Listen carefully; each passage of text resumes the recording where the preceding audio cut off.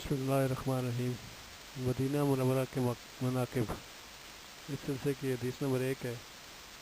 بسم اللہ الرحمن الرحیم۔ حضرت ابو ہریرہ رضی اللہ تعالیٰ سے مروی ہے کہ حضور نبی کریم صلی اللہ علیہ وآلہ وسلم نے فرمایا، میرے گھر اور میرے ممبر کے درمیان کا حصہ جنت کے باغوں میں سے ایک باغ ہے، اور میرا ممبر میرے حوض پر ہے۔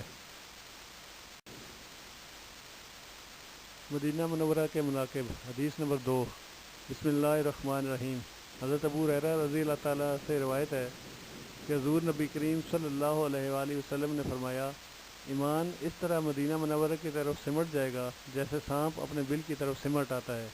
اس حدیث کا حوالہ بخاری شریف سے ہے۔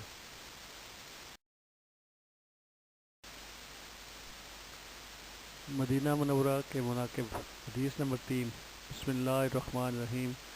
حضرت انس رضی اللہ تعالیٰ عنہ سے مروی ہے کہ حضور نبی کریم صلی اللہ علیہ وسلم نے فرمایا، مدینہ فلاں جگہ سے فلاں جگہ تک حرم ہے، نہ اس کے درخت کاٹے جائیں، نہ اس میں کوئی فتنہ برپا کیا جائے، اور جو اس میں کوئی فتنہ کا کام ایجاد کرے گا اس پر اللہ تعالیٰ، فرشتوں اور تمام انسانوں کی لعنت ہے۔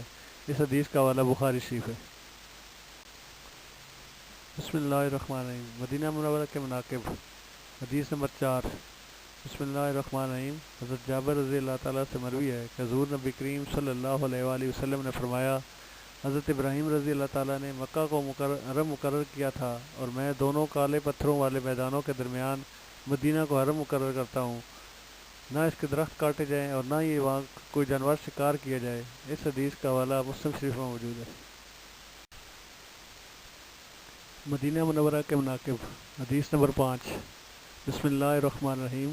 حضرت ابو ہریرہ رضی اللہ تعالیٰ سے مروی ہے کہ حضور نبی کریم صلی اللہ علیہ وسلم نے فرمایا، مدینہ منورہ کے راستوں پر فرشتے بطور محافظ مقرر ہیں، لہذا طاعون اور دجال اس مقدس شہر میں داخل نہیں ہوں گے۔ اس حدیث کا حوالہ بخاری شریف میں موجود ہے۔